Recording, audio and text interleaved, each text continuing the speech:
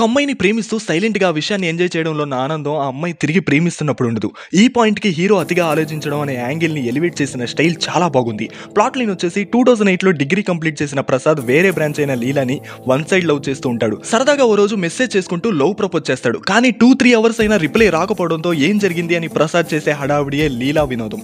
షణ్ముఖ్ మంచి టైమింగ్ ఉన్న యాక్టర్ అని ఇంకోసారి ప్రూవ్ చేశాడు. పల్లెటూరి కుర్రాళ్ళ బాడీ లాంగ్వేజ్ అండ్ డైలాగ్ డెలివరీతో న్యాచురల్ పర్ఫార్మెన్స్ ఇచ్చాడు. మెయిన్లీ ప్రసాద్ అనే క్యారెక్టర్ అతిగా ఆలోచించడం అనేదే అందరికీ కనెక్ట్ అయ్యే విషయం. ఇక హీరోయిన్ అనగాకి స్క్రీన్ ప్లేస్ తక్కువ, బట్ కనిపించిన కొంచెం సేపు కుమ్మేసింది. షణ్ముఖ్ తర్వాత ఆరెంజ్ పర్ఫార్మెన్స్ ఇచ్చింది మిర్చి అజయ్ శరణ్. షణ్ముఖ్ కంటే ఎక్కువ డైలాగ్స్ ఉన్నాయి అండ్ బాగా ఎంటర్టైన్మెంట్ చేశాడు. ఫైనల్లీ డైరెక్టర్ పవన్ ఒక స్మాల్ స్టోరీని ఎక్కువ ల్యాక్ చేయకుండా హీరో పాయింట్ ఆఫ్ వ్యూలో ముందుకు తీసుకుని వెళ్ళడం ఎక్సలెంట్. అండ్ హీరో ఇమాజిన్ చేసుకునే సీన్స్ కూడా చాలా బాగున్నాయి. మోస్ట్లీ కంటెంట్ లో డ్రామా లేదు, సెంటిమెంట్ లేవు. సో ఎలాంటి ఎక్స్పెక్టేషన్స్ లేకుండా సరదాగా చూసండి. ఒక మంచి వినోదాన్ని పంచే లీలాదేవి నిద్ర అండ్ ప్రసాద్ బాబు ఆత్రం చూసిన తర్వాత మీ ఒపీనియన్ ఏంటో కామెంట్ చేయండి.